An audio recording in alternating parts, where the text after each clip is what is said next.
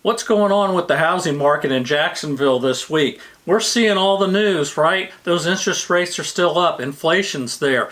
Property taxes on the increase, okay, because of the values of the homes. Homeowners insurance in Florida. What a mess. Some people's rates are doubling or tripling. So how's that affecting the housing market up here in the Jacksonville metro area, right up here in North Florida? Well, this is week 52 of my series Bubble Watch. That's right. We're 1 year into it, where I look at all these numbers in the real estate market up here in the houses. Look at the active listings. Look at what's sold. Look at pendings. Look at those interest rates. Look at some headlines even. We put it all together for you so that you can track it over these last weeks so we can see a trend to see if that real estate bubble is about to burst up here in North Florida. Hey, and I'm going to get to all these numbers in 3. Hey, I'm Tom Kerr, and I'm your host of this show, Bubble Watch. That's right. This is where I look at the real numbers in real estate. I don't just look at a bunch of stats from 2008 and try to plug it into 2023. But you know what?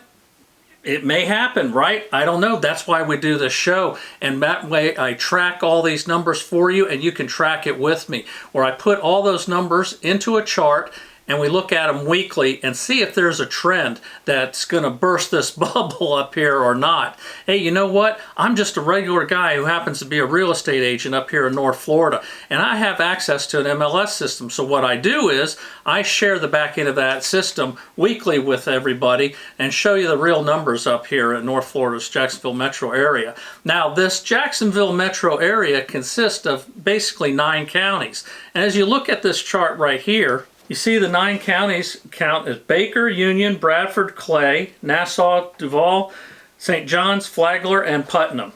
So we take the data from these counties here that is in the MLS system, and then I share that every week with you. Hey, you know what? If you like what you see with this video, at the end of it, give it a thumbs up. If you want to be part of Bubble Watch Nation and be notified when these videos come out, then subscribe and hit notifications. And if you'd like to use me as your real estate agent to buy or sell up here in Northeast Florida, then give me a call at this number right here. And speaking of giving me a call at this number right here, I've got to address something, okay? Now, some of you, if you don't want to hear this, you can move on to the charts and all that. But I had someone put a comment, and let's look at the comment of what they said last week. Okay, as you can see here, this was last week's week 51 of Bubble Watch, and one of the comments was, unprofessional, do not contact this guy if you're looking for real estate. Multiple attempts to contact this clown via the phone number he has listed here. He just ignored them. Watch the videos. Currently he likes the videos, but go with a different agent. All right, there's 3 things there that are fake news. All right, let's address the first one. Okay, the first one, I'm a clown. This is a clown. Okay, I'm not a clown. All right. Number 2, about the phone numbers. Okay, it says that the phone number listed below, that he calls me on it and that I ignore him. Well, let me explain something to you. Okay, here's my cell phone. That phone number I've listed goes to this phone right here. Okay, now I probably get 20 or more phone calls a day. Now, they're not all folks looking to buy or sell a house or from watching the videos, but a lot of them are existing customers with issues with an ongoing transaction. We got a closing coming up, things like that. So those require phone calls. People that call from out of state and all that want a lot of information. Sometimes I'll spend 40 minutes or an hour on the phone. While I'm on the phone, I see calls coming in. I do. Well, you know what? I'm not hanging up on the person I'm talking to right now to answer that call. That's what voicemail and text messaging is for.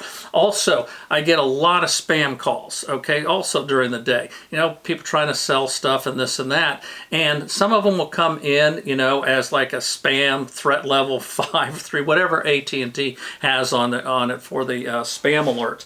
Okay, now some of them are legit calls, because I even checked it. I even called myself just to make sure the number works fine because of this complaint, and my own number came up as a spam. Okay, the other number I was using. So that can happen. Now, this is what happens when I get these calls. When I see a call and a missed call, if they don't leave a message or the person doesn't text me, no, I don't return calls, because a lot of them are spam calls or stuff, or then I just get no answers. But if you're calling me, and according to this, it sounded like it called multiple times, he or her, I don't know who it is, called multiple times.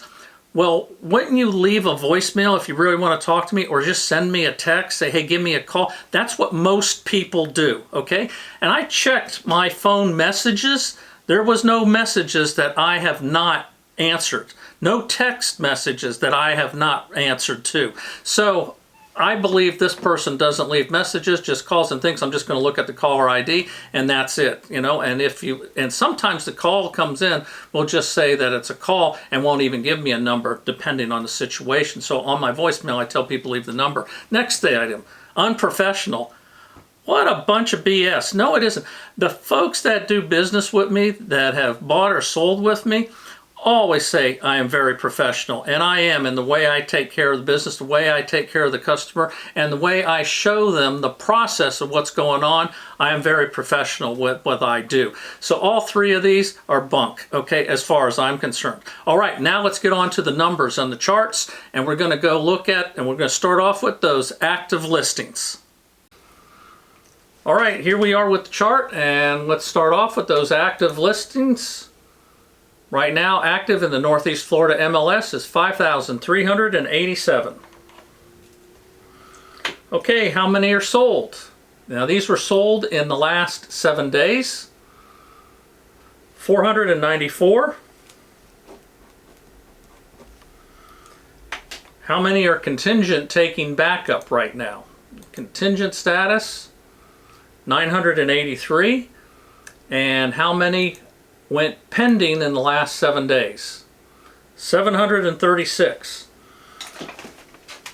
Now those contingent taking backup, those are homes that are under contract. They're just waiting for a contingency, such as like financing, appraisals, inspections, things like that.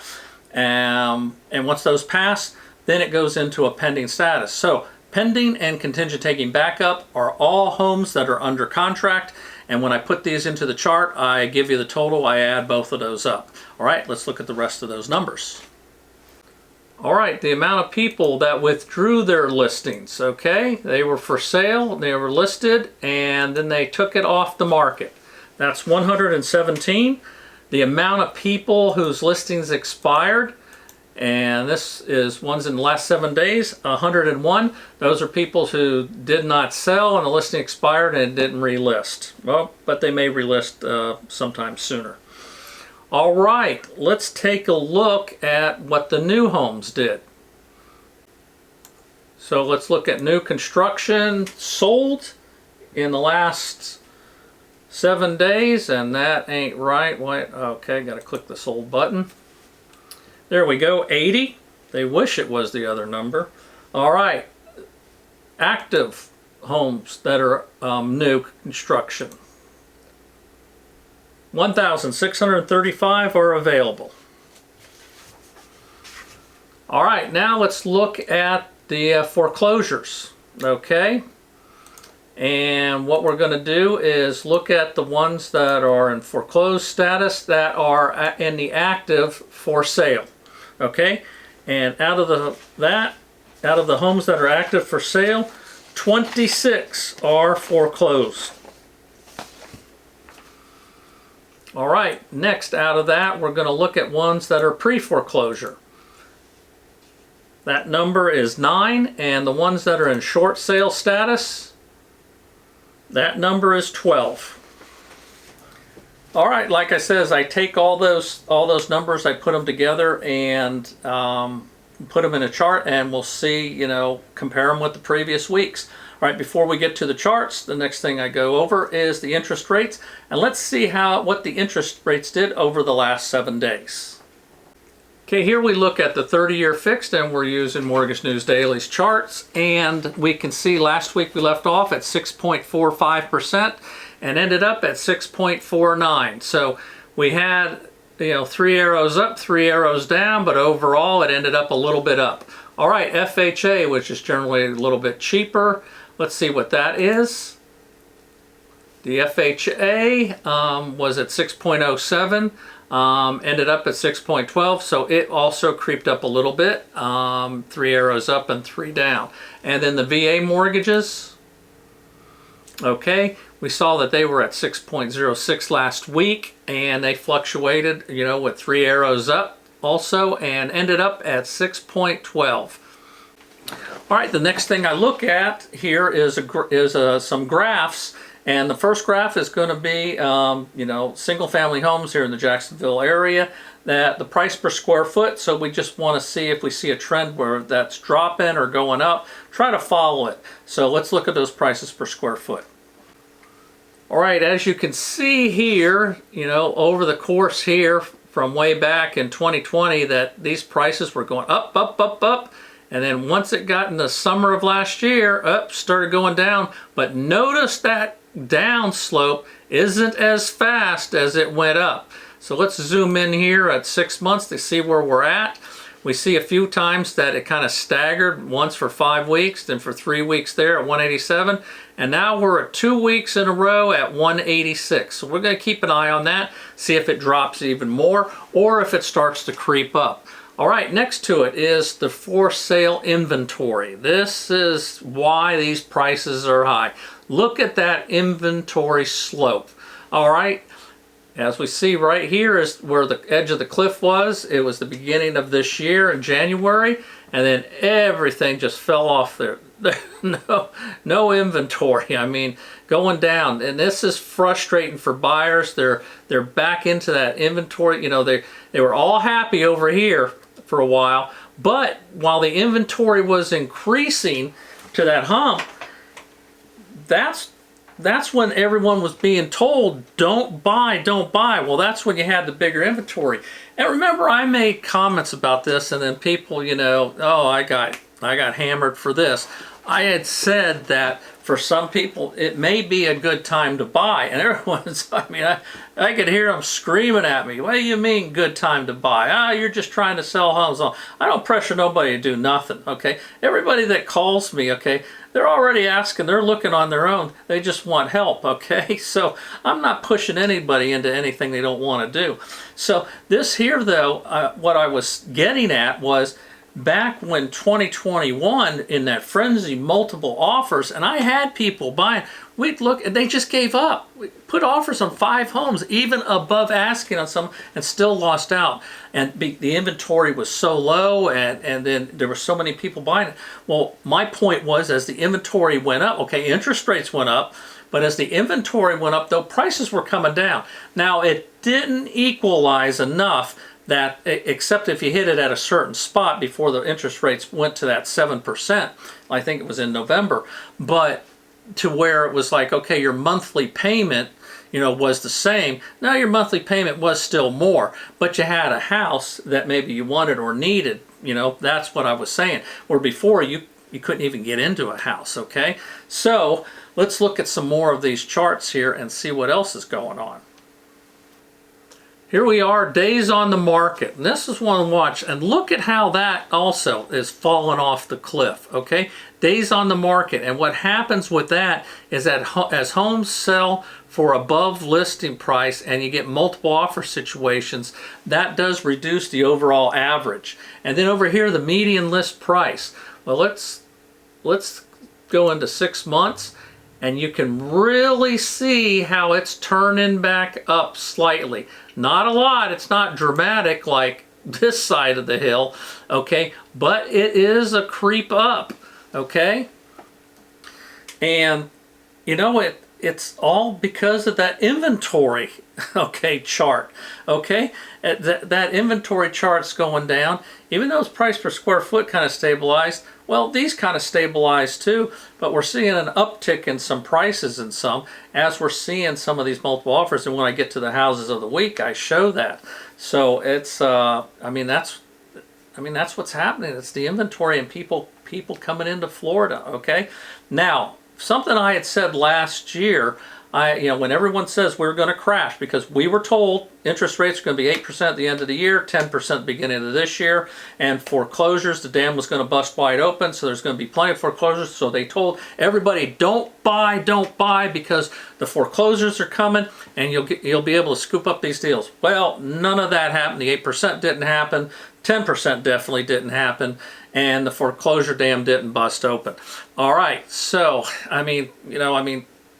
what I had said before was watch the rentals, okay, the rental prices, because if the rental price is going down, now we got to watch it, but as long as rental prices were staying high, this bubble wasn't popping, okay? So let's check out this report. Here we are, rent.com, which sounds like a good place to look for a rent report, okay? And this was last month's April 2023. And now this here is, across the country, but we're gonna look at what they say about Florida. Okay, nationally they were looking at the trend, and that's what this chart here was. All this blue bars was the median rent prices. Okay. So, as you can see, let's look at it when it was really the top right there, okay? And that was, last year, August of last year. Median rent over $2,000, $20,053, okay? So, they're talking about that rent has been going down some. Okay, well, look at this, all right? Here we are in March 2023. So, what were we here? We were at $2,053. And then it's down here and it's at $19.37. That's for the median. So it's a difference of $116. All right, technically the rent chart went down, but if you're spending $2,000 or more a month on rent, $116, I mean, it's not a lot. Yeah, okay, it's better you're spending less to, maybe pay a little more for these high gas prices, but it's still, to me, that's not dramatic enough. Anything. Now let's look and see what else they have to say. Okay, here we are, year over year, March 22 to March 23. Okay, among the 10 states with the highest year over year rent growth, all demonstrated increases above 10%.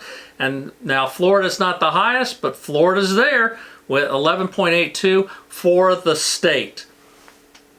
Now, let's look down here into, now let's look at Florida itself and the cities. And as we click on here, the Jacksonville metro, right there, we see where the year over year was 1.74. So even though the rest of the state was a lot higher, over 10%, Jacksonville area didn't go up that much, but it still went up, okay?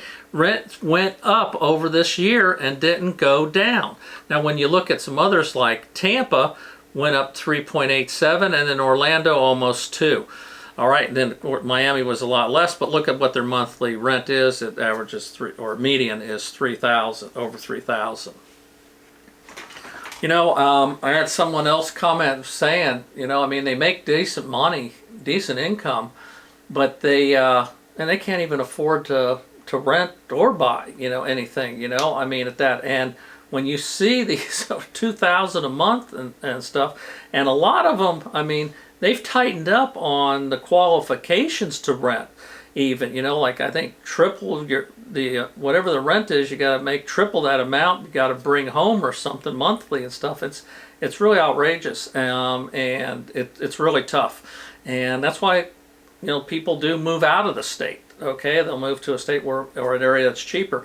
Even some of these rural areas in Florida, okay, I'm in one, and man, the prices are high and the rents are high even here, just because it's Florida. Florida's getting that way. And then with homeowners insurance going up, if these landlords have to pay for insurance for that building and their insurance doubled, or their taxes go up because they don't get a homestead exemption for it, then what are they going to do? They're going to pass it on to the tenants, and that's what you're seeing here in Florida. All right, let's start looking at some of those charts.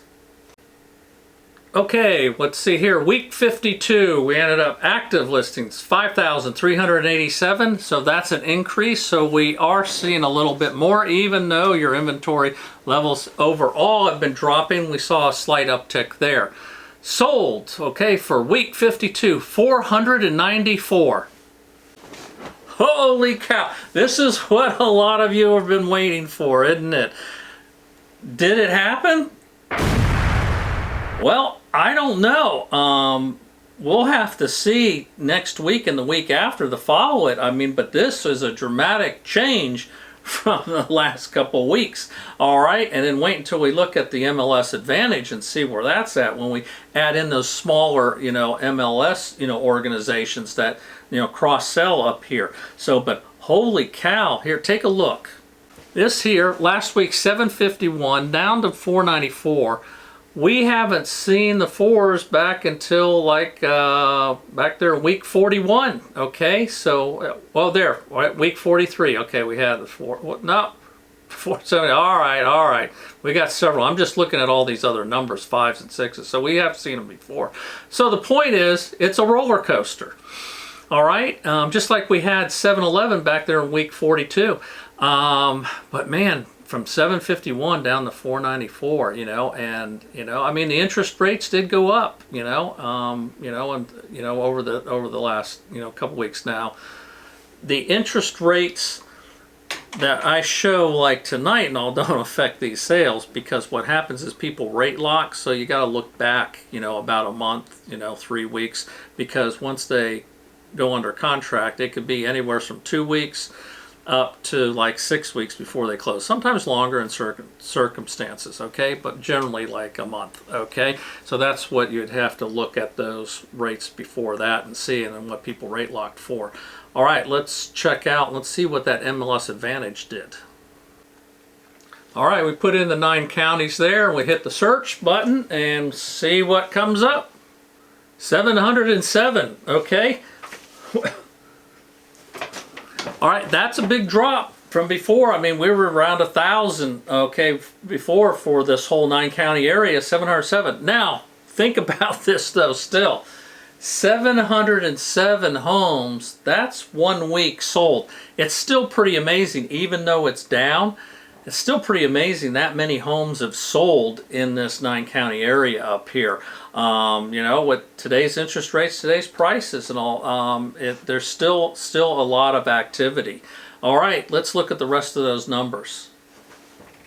Okay, the contingent taking back up, 983, pending 736, total 1719. So we see that that's definitely a drop over the last couple of weeks here. But we've seen it lower, okay, before that. So when you look back here all the way there, week 40 in the 15s, then we were in the 16s and 17s. So, I mean, yeah, it's a drop, but it's still not the lowest, okay? And in fact, let's just scroll back. And you can see there, I mean, back then we were like in the 800s and 700s, okay, of the pending. And then total under contract, we didn't start that until week 17. But look, 13s, 14s, 11s, 1100, a little over 1,000, 900 something. So this is still good. This is still good, even though it's down. So is it the bubble? Has it burst and we're heading out? Well, that's why we do this every week, to find out. Withdrawals, 117, that definitely went up. A lot more people withdrew their listings, okay? Expired, less expired, 101. And we'll have to look and see that when we look at that chart on prices that sold below list, at list, and above list, and see if there's any changes there. New homes sold, of course, that fell off the cliff this week at 80. And new homes that are active, 1635, so there's still a good amount of homes there to choose from that are in the active side. All right, let's see if that foreclosure dam busted this week, since we've got these bad numbers on. Oh, I say bad, I mean it's still a lot of homes sold. I mean the numbers are down from last week, so let's see if that foreclosure dam also burst. Okay, week 52, foreclosures 26, up from 21, up from 14 and 15 from the previous week. So it is an uptick, okay? Pre-foreclosures at 9, short sales at 12, for the total being 47. And so that is up versus all the others. Now, I will tell you this when we're looking back. Okay, we've seen it higher there too. We see a couple of 48s and some even in the 50s there, 51 and 56. Okay, so, but something to look at, to watch. Okay, the foreclosures definitely have jumped the total, and the sales are down. Okay, so when the solds are down and this is up, so, and then the inventory's down a little bit, so it does create a higher percentage, overall. But still, I don't see a busted dam with these numbers. All right, let's see how people paid for these houses. All right, week 52, 29% paid with cash. That's up, okay? That's up over the last few weeks. I mean, we've seen it up there at 28. We've even seen it at 33 there on week 45. Conventional is still king, all right? 42% up or down a tick. FHA down a little bit, 16%. The VA stood steady at 12% and the others at 1%. All right, the next set of charts are, I look at the percentage of homes sold that were 500,000 and above, the percentage of homes sold below list, at list, and above list. All right, the homes that sold 500,000 and above has dropped to 22%, last week 25%, but that's when we had that killer week of sold, so that made sense. Homes that sold under list, 68%, so we're seeing a drop there, okay? Homes that sold at list, 17%, up a little bit, and homes that sold above list, up a little bit also at 15%. All right, the next chart we're going to do is new construction, but I need to say something I thought about that I forgot when I was talking in the beginning about the person, saying that I don't return my phone calls or I ignored their calls when they were calling me. Now, those are the phones. Now, I did have some computer problems last week. I don't know if you remember in the show, it was really running like crazy. The CPU usage was super high, and my computer was running slow and things I couldn't get into, and so I got that fixed. I did have some issues with my email, and if you noticed, last week and this week I didn't give the email because I want to make sure it's fixed because I had some problems with getting into it and getting hold of people. So if some folks I may have lost with just email correspondence only in the last couple weeks there, but the ones that texted me and said, hey, did you get my email? Then I knew no, then I knew something was wrong, and then we connected over the phone, and then I gave an alternate email address to use until I get this one fixed. So I just wanted to mention that. All right, let's look at the chart for the new construction. Okay, new construction, week 52. Homes that sold under list, 56%. That is a huge drop, okay? That is a big drop. Homes that sold at list, 18%, up a little bit, and homes that sold above list, 26%. Well, that drop that sold under list had to go somewhere, and it looks like it went to the homes that sold above list. I tell you, the construction has been picking up for new homes. And, we were told at the beginning of the year also that new home builders, were in a deep depression. Okay, they were miserable, probably seeking counseling. I mean, because it was just horrible. Okay, so all of a sudden it started picking up, like in March, and I've gone to some of these sites, and it's like a whole different scene than it was the beginning of the year. So will that continue? I don't know, but part of this inventory problem is because new construction also started slacking off when they were in that depressed state, okay? And they weren't, putting out as many. So we'll just have to watch them and see. Which, now that the charts are done, that leads us now to the houses of the week, okay? This is where I look at a house that sold below the list price and one that sold above list price. And we compare them and see how the sellers made out on this. And let's take a look first at the one that sold below list. Okay, this one here, original list price $400,000, on the market for 246 days. This one went on the market, the listing date was July of 2022. Okay, they ended up reducing it over the course to end up to 328,000, and ended up selling it for $320,000, which was $80,000 below what they were asking. But it's worse than that. Okay, because they gave $8,800 in concessions, okay, on top of that. So almost like $90,000 net for that. All right, let's see what they paid for it, and when they bought it.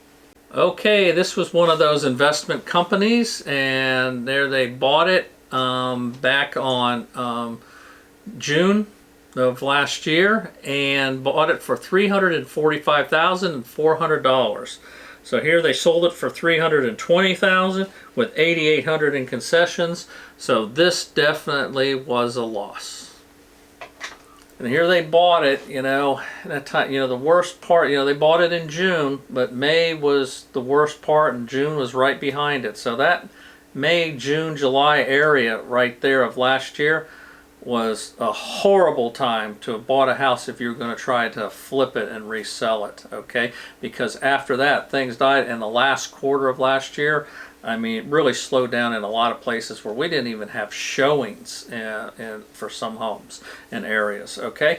All right, let's look at the house that sold above list. Okay, this house went on the market for $374,900. And let's see, was on the market for 33 days. Okay, ended up selling for $379,900, so $5,000 above list. And the thing about it, being on the market for a month and going above list, is a little unusual. Because a lot of these in the past here I was showing you, they were on the market 2 days, a week, 10 days, stuff like that. But to be on the market for this long, but went above list. Now, it wasn't a lot, but it still was above list at some of it. So apparently, now it doesn't show it and I can't see it, is that probably after that 30 days, and they kept the price the same. Okay, they didn't reduce it. All of a sudden, just some other people came into the market, okay, at that time, and several people were looking at this property at the same time. Because believe me, things do not go above list unless there's another offer involved and somebody knows that there is multiple offers. Then they'll put above it. And of course there's no concessions on this, so that went there. All right, let's see the people that sold the house. Let's see when they bought it, what they bought it for. Okay, these folks bought it in 2021. All right, they bought it in November of 2021. So they've had it like about a year and a half, and they bought it for $367,500. So what happened was they ended up going through that horrible time there in 2022 when things were dropping the last year. So they bought it for this, and this was on a high note. November, things were on a high note. So the fact that they sold it for $379,900 in that short of a period is kind of amazing. Okay, so obviously, the appreciation on this isn't much. So, I'm not even doing the calculator on this one here. This was in such a short time and such a narrow amount. And then when you figure in, their closing costs and everything, to when they buy it then and then they resell it and stuff like that. But they were lucky to get out with what they did here. And the only reason they did probably is because of that change we're seeing where, remember that slope I showed you where the median prices are starting to go up, okay? And more people are starting to get into the market and the inventory's down. So apparently where this house was located was desirable for several people. But again, it was a month. And you just never know when the buyers are going to come and where they're coming from. Hey, you know what? I've been doing this Bubble Watch now for 1 year. Today's the 1 year of the Bubble Watch, and this is season 1. This is the end of season 1. This is the last, okay? Because next week is going to be the start of season 2, and it'll be week 1 of season 2. And there's a reason why I'm starting at week 1 on season 2. I'm splitting it up like this. And for those of you that are keeping track of the total weeks, I'll still put a little bubble showing the total weeks. But season 2, week 1 will be next week. I have a reason for it, and I'll tell you about it next week in next week's show when I'm there. Okay, until then, this is season 1, week 52. I'm out of here.